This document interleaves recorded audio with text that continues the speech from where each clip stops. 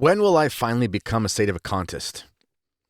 That means, for those of you who don't know what that word means, when will I finally admit there is no pope because of heresy and so forth, and there hasn't been one for a number of decades, maybe since Pius XII or at least since Paul VI. This is a question I get asked a lot, especially as things get weirder and weirder in the church, and I'm going to discuss why I'm not a sedevacantist and personally why I can't ever see myself becoming one, and I think you might find it interesting. Stay tuned.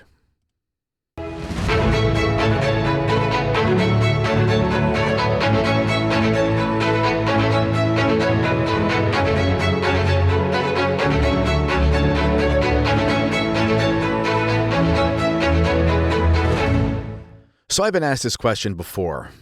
Why am I not a sedevacantist?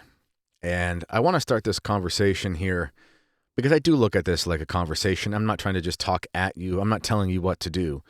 I know we're not actually speaking, but sometimes with podcasts, it kind of does feel like we're in some sort of conversation. So I'll try to keep that conversational tone.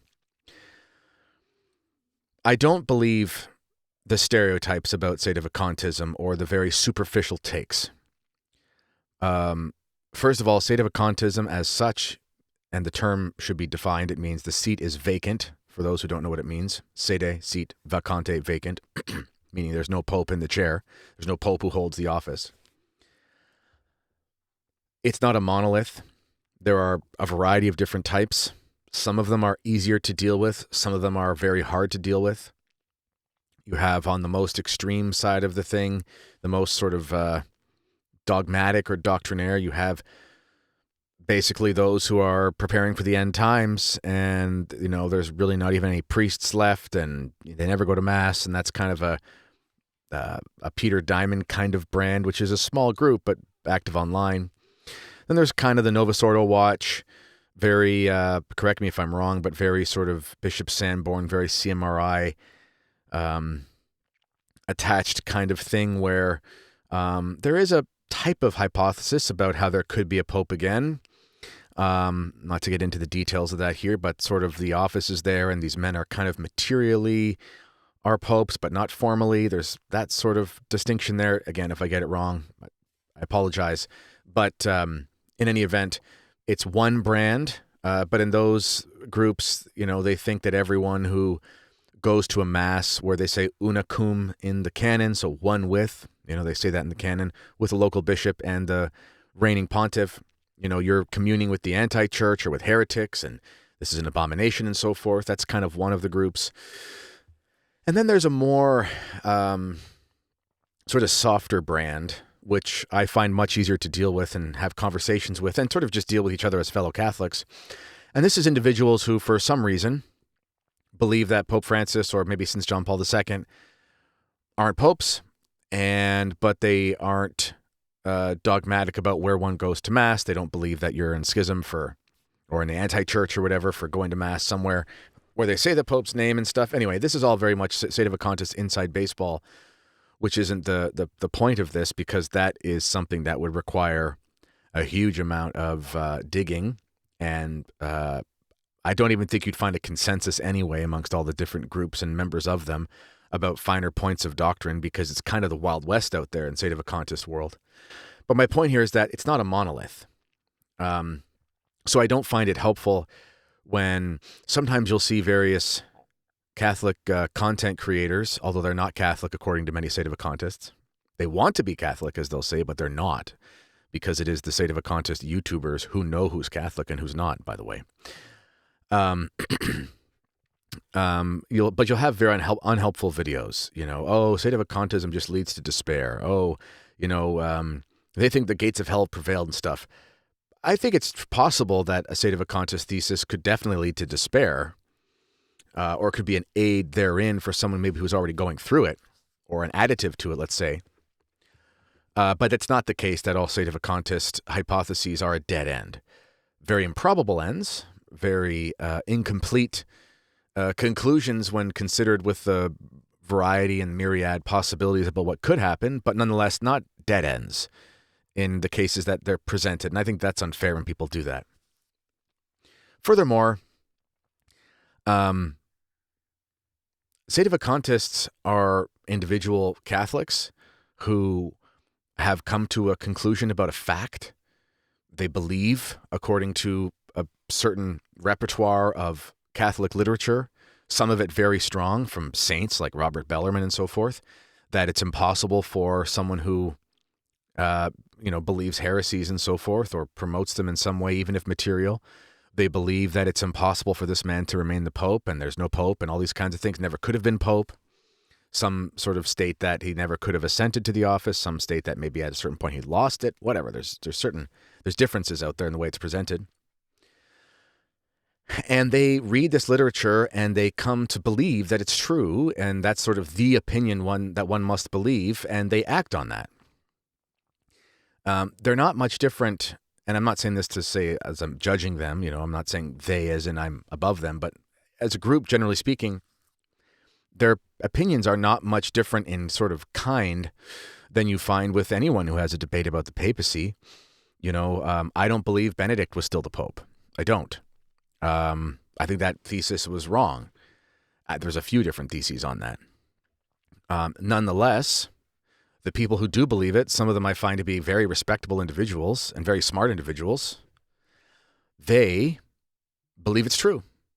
And they held to that belief based on what they found from reading and what made sense to them in a time of chaos. So that's all there is. I think they're Catholics who have a different opinion than I do about something kind of confusing in a time of great tribulation in the church.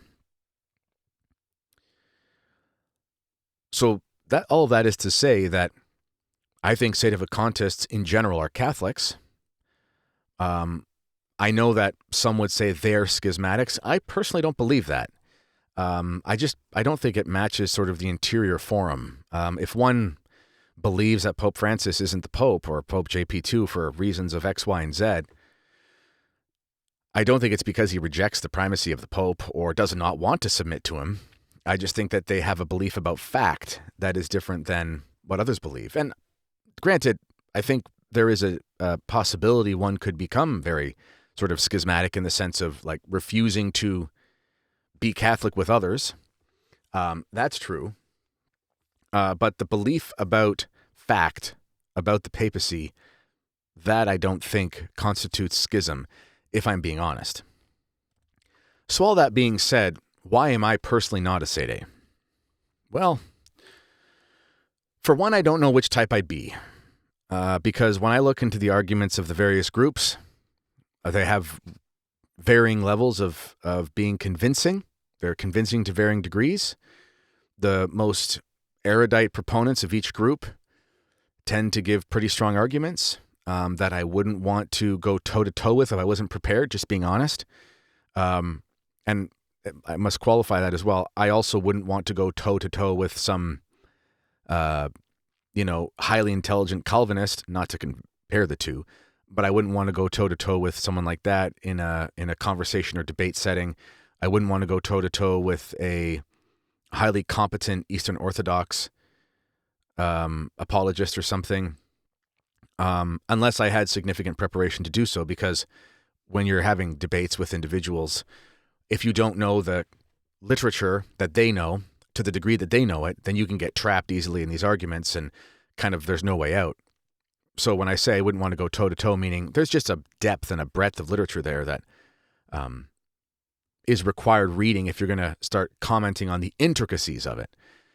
But in any event, I wouldn't know which type of Sedevacantist to believe, because in order to understand which one would be the most reasonable, I would have to look into the various groups and spend a considerable amount of time assessing the claims against the claims of the other Sedes, and then against the claims of the non-Sedes, and I would have to come to some sort of conclusion. And personally, I just don't want to spend the months and years it would take to do that, if I'm being honest.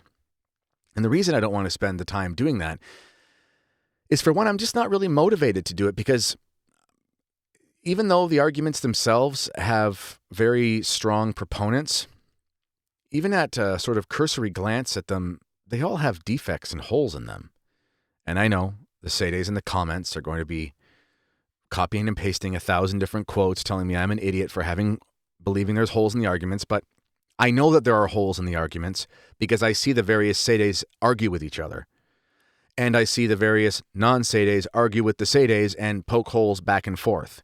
You look at Verrecchio's work and you look at the true and false Pope stuff, as much as I can't stand John Salz's work as of late. He has a huge corpus against that. That's from back in the day. You look at the writings of the John Lane followers. You look at the Sanborn followers, and you see them debating back and forth and things like that. And I've read a ton of their blogs and whatever, and they all make points. John Lamont is a recent sort of sedevacantist who's gained a lot of steam in the intellectual sphere and Catholic commentary.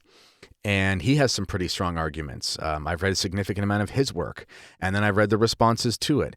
And all of them seem to make a lot of points that are all pretty strong. And I don't really think I'm going to spend the next 5 to 10 years of my life exhausting every possible theological possibility to its hypothetical end in all the different spheres in order to come to some place where I'm confident with it. And I honestly just don't think that any Catholic would ever be required to do that. That's part of one of the reasons why I just don't give the sedevacantism thing much of an assent, even if I look into it for reasons of research, because it just seems so improbable to me that sort of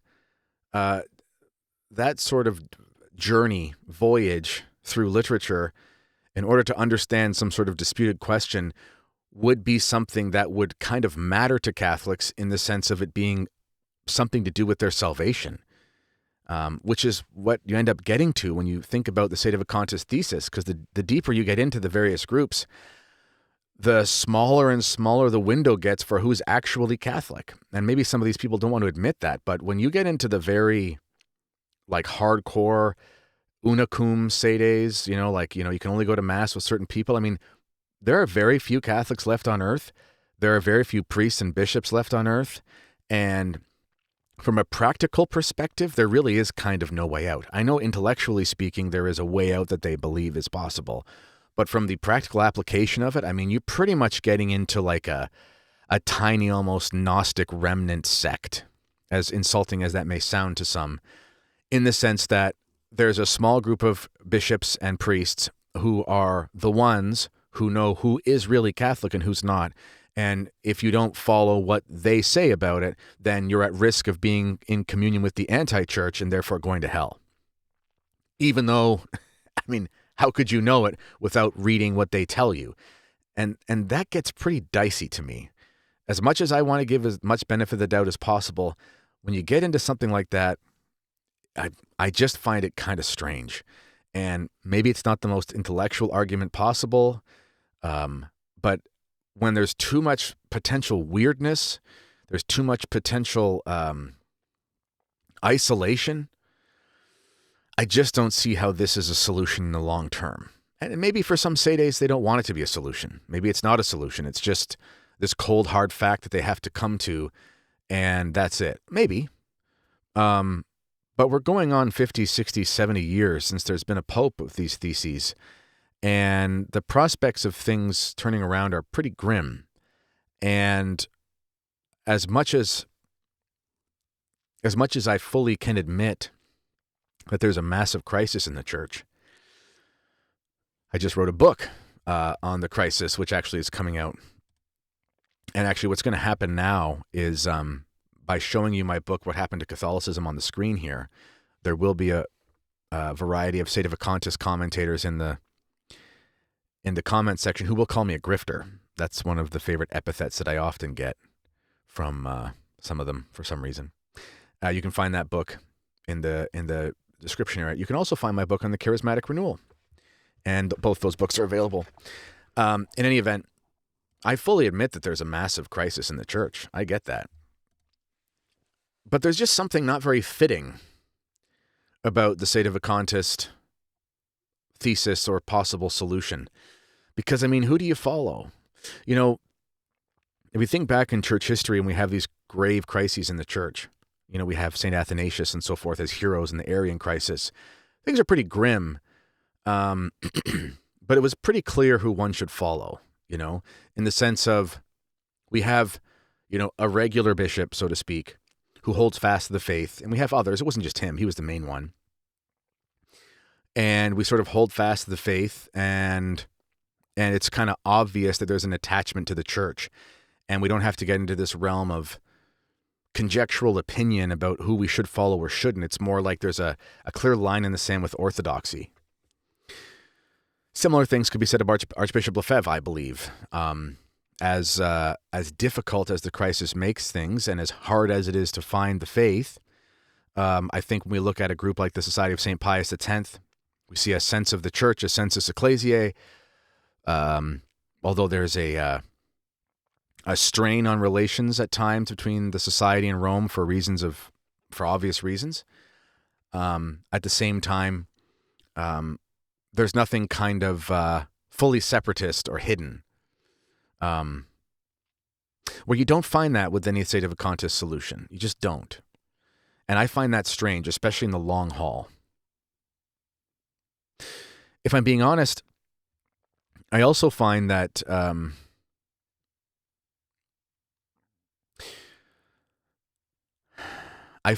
in general, in the sedevacantist world, I think in my personal opinion, is that there is a reversal of something very fundamental, and it has to do with the burden of proof. I fully understand that there are many reasons to believe that a pope could be invalid, etc. I'm admitting that there is strong stuff out there from Bellarmine and Cajetan and others about how this could be and how he could lose the office or not. All these, I get that, 100%.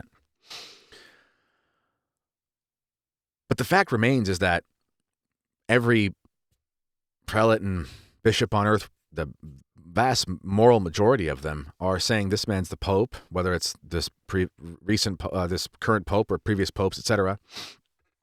And then really it's the sedevacantists themselves who are saying, no, he's not. He's a heretic. The burden of proof is on the sedevacantist person in that sense, not on everyone else. So once you start getting into the realm of, oh, you're not really Catholic because you follow the anti-pope or whatever, it's like you can't say that. You just can't say that about people. You might believe that, but you can't just go around declaring that. You just don't have the right to do that. You might even have really strong reasons to do that. But the burden of proof is on you, and the only way to prove that is to how do you prove that the man really is a formal heretic? If we believe that material heretics lose the office or can't become popes, oh man, there have been a lot of anti-popes that we never heard of, and are listed as popes, and they weren't the pope. And goodness gracious, what happened to the poor souls following them? Were they following an anti-pope? And when did they regain their office and so forth? I mean, there's a lot of problems with that. So it's got to be something like formal heresy. And if it's formal heresy, I mean, even with the works of JP2, and there's a lot of stuff in John Paul II's work that is really bad, and I know because I'm fresh off reading a ton of it. I just narrated again I just finished narrating my book, What Happened to Catholicism on Modernism, and there's a lot of JP2 in there, and some of the crazy stuff he said. And even there, though, I'm like, I don't know if this is formally heretical. It's definitely modernist in tone. It's definitely modernist in logic. I don't know if it's formally heretical. And I don't know how you test that other than getting the man to do a test or respond and so forth. And that's just not going to happen. So the burden of proof is a very difficult thing to satisfy from the sedevacantist position. And I ultimately just find it kind of, I find it, I don't know if the word is irresponsible because that sounds patronizing. I don't want to sound patronizing. I find it unhelpful, I think, to go around declaring who is and who isn't Pope. Based on basically what amounts to a personal opinion, even if there's very strong reasons for it.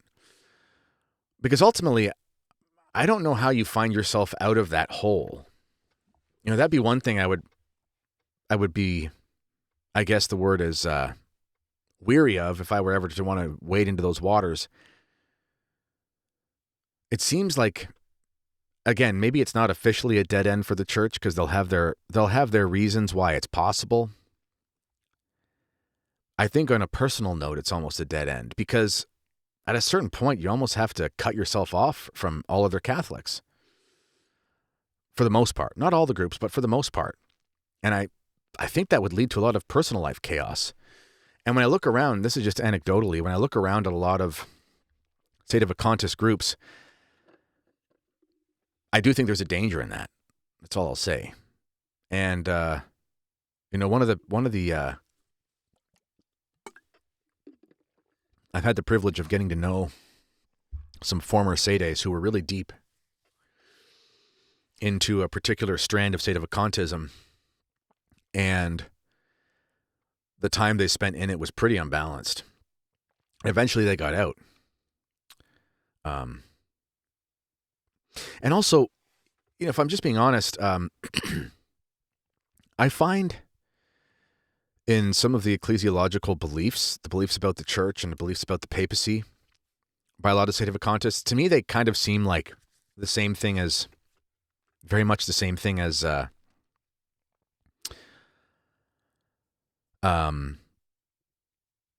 Novus Ordo, sort of papal maximalist, pope-splainer, whatever you want to call it.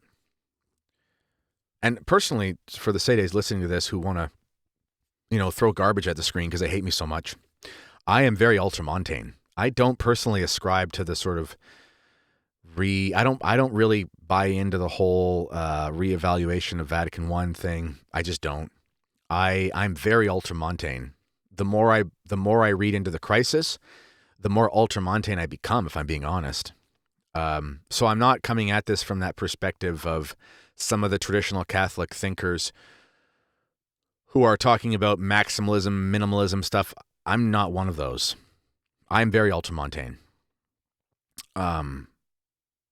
My beliefs on the papacy are very consistent with men like Jose Ureta, Roberto de Mattei, Archbishop Lefebvre, of course. I'm very strong on the papacy, not just obviously on the sort of basics that we have to believe, but on the functions of the office as well. I'm happy to extend that to a pretty strong level. Nonetheless, in reading Pascendi by Pope Pius X, Pope Pius X does explain in there, and he uses very clear language that, heresy has spread into the very veins of the church, into the roots of the tree, He talks about the church herself really being poisoned. And he says it's in the highest places and that sort of thing. I think there is a mystery that is not, there's a mystery that I don't think there's really room for in the Sedevacantist thesis and the Novus Ordo ideas about the Pope. I don't think there's enough room for that mystery there. Because often what I'll find, and this is just what I've seen, I'll find the consensus I get is on the one hand with the sort of the Novus Ordo types who defend the recent popes at all costs. Their idea is basically, well, they're the popes, so it can't be bad. And they have to find a way to explain it. That's the basis for all pope-splaining. The most egregious pope-splainers are the ones that are ridiculous, but all Novus Ordo apologists in some way are basically a pope-splainer. Okay. That's just the way it is. On the other hand, in the Sedevacantist world, I find when I'm listening to, and I do listen to the odd spot, the odd like Novus Ordo watch, and I say, oh, okay, they're going after me or they're going after so-and-so because they go after everybody. So it's like a day of the week that ends in Y. They're going after somebody who they don't think is Catholic. What else is new? I also heard the sun rose this morning. And, but anyway, I'll listen to the odd one or pieces of it. And, they just throw out papal claim after papal claim about this or that. And it's like, see, X, Y, and Z about the papacy, X, Y, and Z about the power of the Pope, X, Y, and Z, he can never be a heretic, And I find they basically have the same beliefs about papacy and ecclesiology for the most part that the Novus Ordo types have. It's just the Novus Ordo types go, it can't be bad because it's from the Pope. And the Sedevacantist types have something like, well, because he's the Pope, he never would. So since he did, he's not Pope. They kind of have, it's like two sides of the same coin. Whereas reading Pascendi, I realized that although he didn't say that the heresy had made its way to the papacy, he was clear that it was like in the veins of the church, in the heart of the church. And I don't know why that would exclude the papacy in things that weren't clearly infallible. I just don't see the logic of why that wouldn't be possible. And I think it all has to be understood with that. So I think it's possible for popes to utter things that are heretical. I think there are a few examples of that in the past. And there are certainly examples of it where they implicitly utter heresy. And it's not just the obvious ones like Honorius or John the 22nd and others.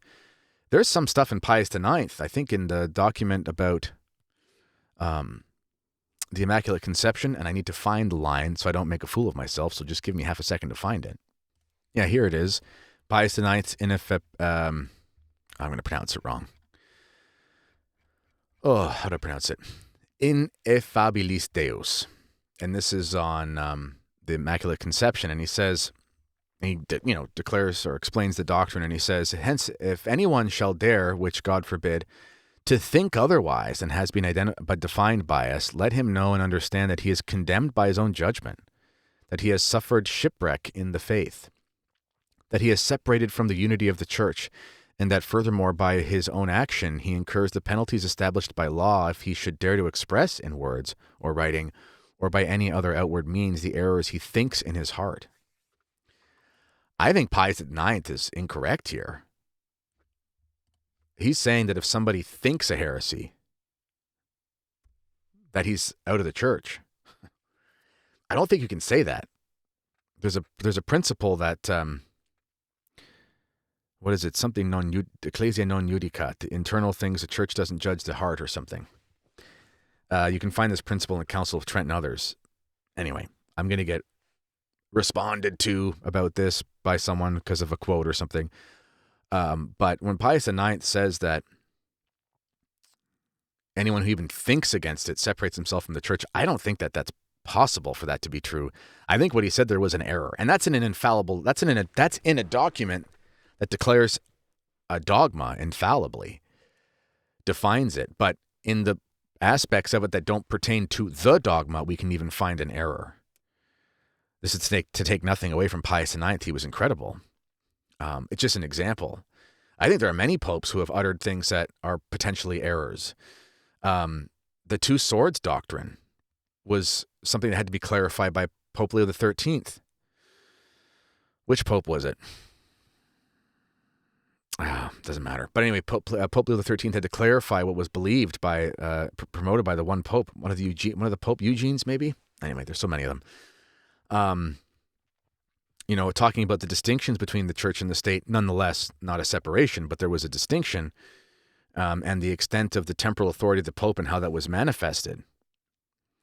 There have been certain things that popes have uttered that have been errors or maybe even heresies in a sense, not just the big ticket items. And I don't think that strikes at the heart of the office. I just don't.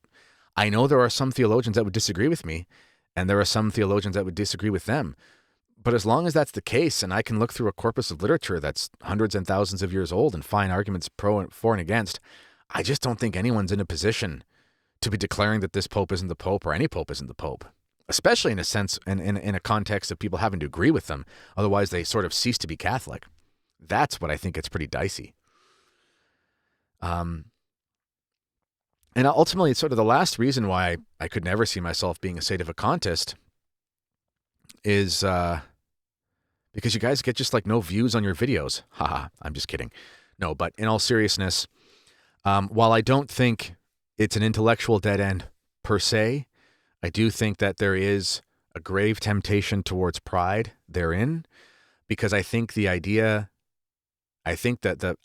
fact that you de facto become something like a guru, I think that fact is unavoidable in the sedevacantist milieu. Like if you're the person who has the answer and everybody else is wrong, I think there's a huge temptation towards pride there.